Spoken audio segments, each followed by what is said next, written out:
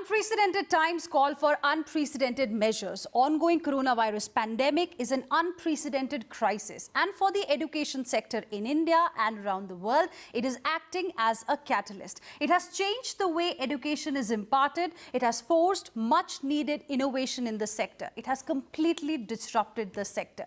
Computers, laptops, mobile phones have become the classrooms. Coronavirus has brought everything home, be it our office or our school or college. And amidst all of this, Prime Minister Narendra Modi's cabinet has cleared the long pending national education policy as well. But the question is India prepared for these kind of changes? What are the challenges faced by the education sector due to COVID-19? Let's find out in this living room conclave, India Education Mission on Times Network, presented by Amrita Vishwa Vidyapeetham, co-powered by Deakin University, Australia. I'm Hina Gambhir. Joining us on the broadcast is Dr. Sasangam Ramanathan, Dean, Faculty of Engineering, Amrita Vishwa Vidyapeetham; Ravneet Pahwa, who is Deputy Vice President Global and CEO, South Asia, Deakin University, Australia. We have with us Dr. Sunil Rai, Vice Chancellor, University of Petroleum and Energy Services, and Ms. Divya Lal, Founder and MD, FlipLearn. Welcome all of you on this very special broadcast on Times Network. Dr. Ramanathan, let me begin this discussion with you. We know that COVID has disrupted the education sector. Is this disruption good or bad? Well, personally, I think the changes have been quite good. We should be looking at positive things that came out of this particular pandemic. Now, why do I say that? I think the entire education sector went through a sort of a disruption that forced all of us to adopt what we think should have been done maybe 3-4 years ago. Now, we've gone to adopting what is called hybrid learning, where students can attend online classes and have a lot of discussion with the faculty. This hybrid learning was talked about quite a lot, but did we really implement? Now it's a time, and we've gone, I think the entire country has gone making this change. So that's how I look at it, as a positive. There are challenges that come along with it. We would have to deal with it one at a time. Okay, we'll discuss about the challenges one by one in just a bit. Meanwhile, let's also take the opening comments of Ravneet Pahwa. Is India ready to embrace this kind of disruption?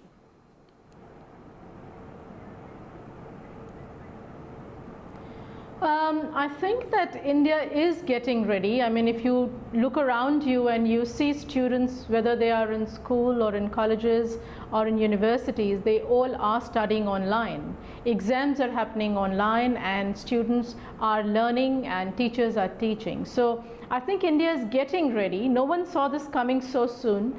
The digital disruption was on its way anyway, and we knew this was going to happen, but when was the question? I think the pandemic has actually made it happen sooner than later. I think the big challenge for India is accessibility and reachability of quality education across the country, and I think for that India needs to develop infrastructure and also talent and expertise to be able to deal with these changes in the education sector. Okay, Dr. Sunil Rai, if digital disruption was on its way, we knew that it was supposed to happen over the next couple of years. Do you think it has been forced upon us, and how has been our response according to you? Yeah, I think I agree with you that basically there was, we all knew about it, that this is going to happen, but we did not believe in it. So I wouldn't say it was forced on us. I would say it's an excellent opportunity that has come our way. And we have started believing that yes, it can all happen. The entire value chain of teaching learning can be done online. The relationship between the learners and teachers have changed. It is not just one-way traffic from knowledge dissemination. It has now come to knowledge exchange. I think there are some good things. So in a way, yes, circumstances forced us, but just because we had been almost getting ready, that we are able to measure up to the challenge. Okay. Ms. Divya Lal, accessibility, as Ravneet Pahwa said, is a big challenge. How do you think India can, tackle this kind of a problem? Because if you talk about rural part of our country, there is a larger section of our population which still does not have got access to computers or laptops or even smartphones.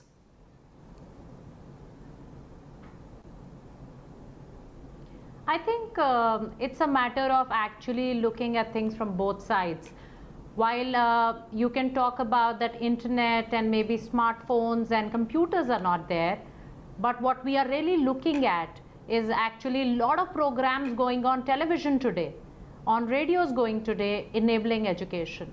I think the big piece that has moved is, does education or learning only happen inside brick and mortar walls? And a big resounding no from the system and everybody who stood up since the day one when the schools shut down has been, we can learn despite our challenges that come our way. Okay. But Dr. Ramanathan, then the question is that if you are talking about options like imparting education via specific TV channels, something that Finance Minister Nirmala Sitharaman has also talked about in the recent past, won't that be then one-way communication? How will you ensure you get the feedback? How will you ensure, that the students are learning the way you want them to learn? Won't that be a one-way communication? Now, that's the knowledge that we get out of TVs and other avenues. Yes, for that duration is one-way communication. But there are opportunities and options that are opened up to all students to communicate with their respective teachers or mentors. And those platforms, I mean, there is not a lot of people in India that don't have social media access. Smartphones are prevalent. I mean, anybody that's in India today might have a smartphone. So we have plenty of opportunities to have those discussions. So we would have to look at it two ways. One is I need to tell you what is important. Then next thing is we have to figure out a way to interact with these students, and there are multiple options for that, and all of them have to be engaged in order to be effective. Okay. Ravneet Pahwa, I mean, how do we deal with other challenges that are also, coming when it comes to implementation of this digital classroom or e-learning, transforming from schools, the classrooms, to actually bringing that classroom into your own home via your laptop or computer?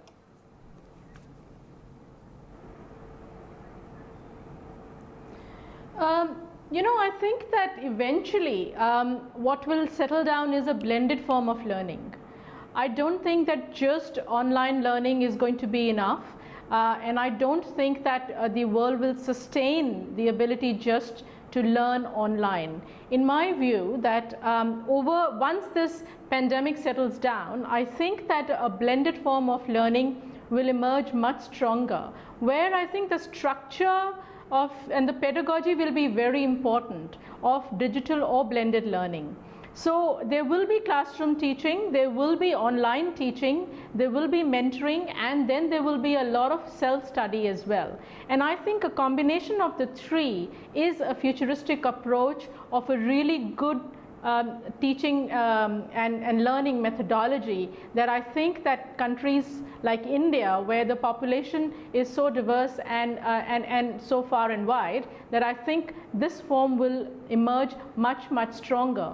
Also, I think it does bring in international providers to India in terms of how they can partner with countries like India and promote expertise through online and blended learning. So the new world is looking actually quite exciting as we speak, because I think the next phase of education is going to be about international partnerships, is going to be about mobility, is going to be about flexibility, is going to be about use of technology in the right form. It is never going to be able to replace human interaction forever. So which is why I say that a blend is going to be the futuristic approach. Okay, that's quite interesting, blended form of learning. But Divya Lal, the question is going to be, then do we have the required infrastructure really to make this shift? How much of a progress, according to you, we have made in this region specifically from March when the lockdown began to the current phase of unlock?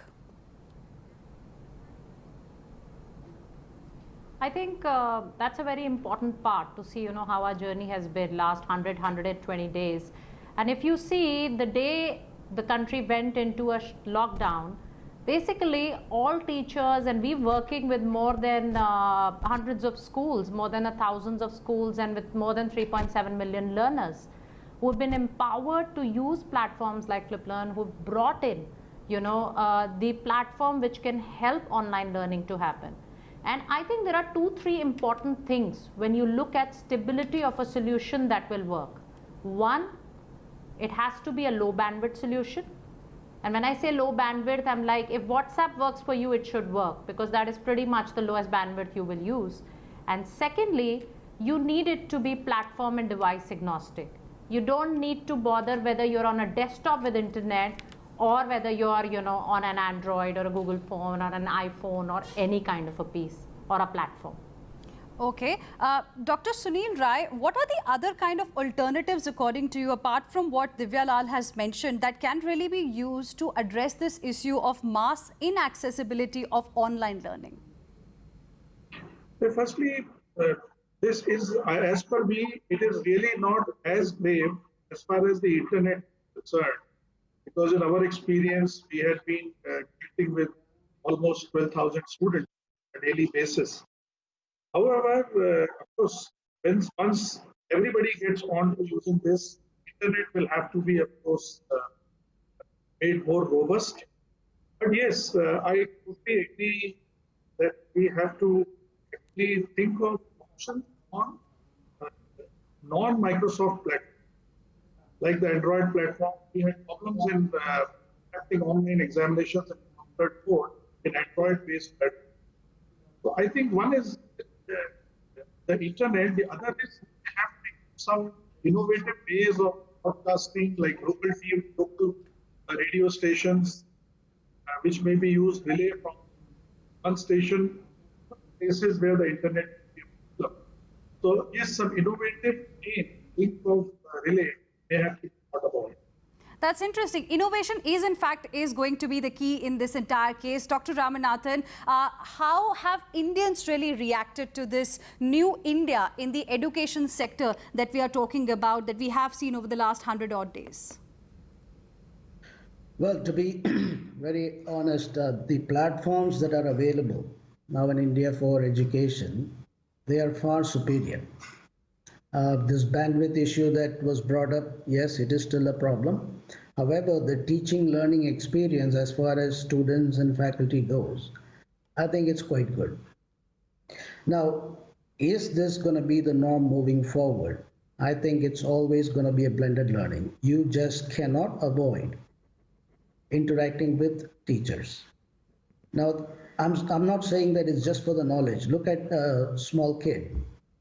We're talking primary school, secondary school, higher education, all of them going online.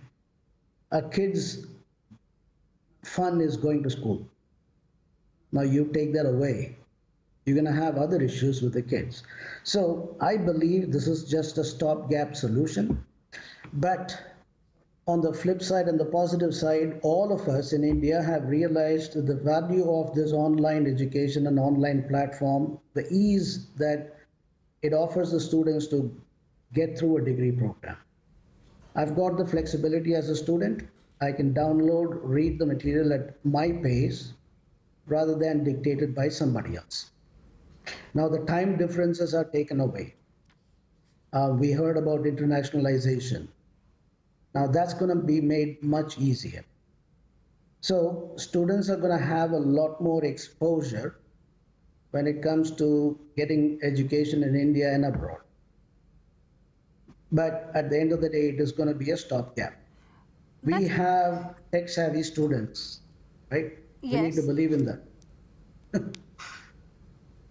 Yes. No, Dr. Ramanathan, I was just saying that, since you've called it a stopgap solution, because we are in this time of coronavirus pandemic, we really don't know when will schools and colleges be open again, because the way numbers are rising, it is going to be perhaps some time away. But then the question is that how do you measure the outcome? How do you, map the performance of students? Because if you're talking about online education, it's like one size that should fit everybody. That's going to be the concept, right? Because you will be putting in content for all the children on social media or via some specific online platforms for them to be able to access them. But how will you measure their performance? Because every child has got a different need. Yeah, very good question. I mean, we always have this fast learners, slow learners. The evaluation process itself has been modified significantly. Now, what used to be just answering questions, I think many universities, top-notch universities, in Amrita, we didn't go through a complete online exam.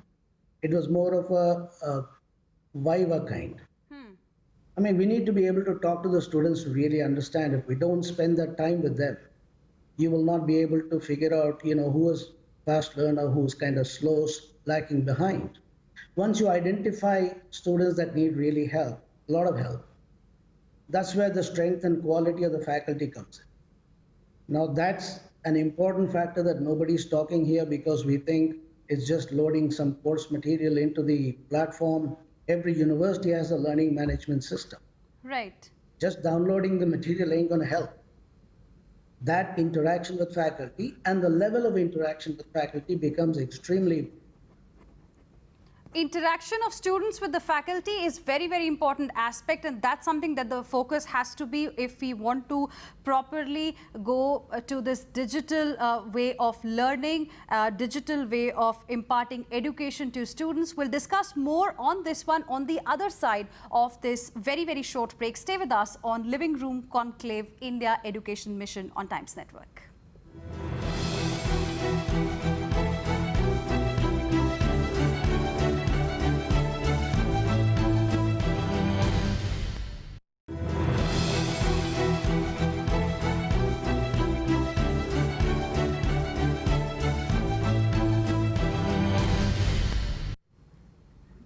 Welcome back. You're here with us on this Living Room Conclave India Education Mission on Times Network, presented by Amrita Vishwa Vidyapeetham, co-powered by Deakin University, Australia. And we're talking about the new challenges that India's education sector is facing currently because of COVID-19. Ravneet Pahwa, I want you to respond to this aspect that Dr. Ramanathan talked about on the issue of interaction. That's very, very important between the students and the teachers. I mean, in India, do we have enough capacity? Because, even teachers will have to be able to adapt to this new form of teaching.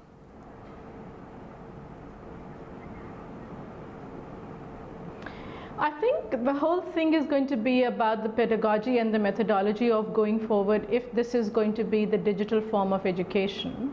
And I think that while you do talk about the learner, I think you really have to talk about the teacher as well, because the new forms of digital technology is going to be not very easy for people who are not very comfortable with technology. So I think that we will have to invest a lot of time, effort and money into training and making sure that the people who are actually teaching are also well equipped. It's not easy to teach online when you are not used to this online system. Whether it is at school or it is at university, I think there is a lot of focus that will need to go into, first of all, the pedagogy. I think this was mentioned before as well, that just putting content online is not enough at all. Anyone can do that. The whole aspect is about the user, learner, teacher experience and what do you get out of that as an outcome. And I think the whole piece of evaluation is an interesting one as well. The whole piece around interaction, engagement, I think is also an interesting one. Just content is only one very minor part of the whole thing. And at Deakin University, we've had an experience of being an online university, a digital university for over 40 years. And for us, it was not so hard. Within 24 hours, we were able to have 62,000 students study online from different parts of the world. But it is a challenge if you are actually not used to doing that and if you don't have the capability and the capacity to be able to do that. So I think for India, it will be a difficult task going forward. Okay. Dr. Sunil Rai, what about the issue of socialization? Because here, when children go to school, they also understand how to work in groups. Peer-to-peer learning is important. They understand the need for socialization. Don't you think with online platforms, that is going to be one aspect that they could miss out on? Perhaps innovation in this area will be needed. Sure, because most of these students, when we took their feedback as to what is it that you are missing the most, the two things which came up right on top, one was what you are mentioning, that they are missing the peer interaction. And second is, of course, they are missing the campus life.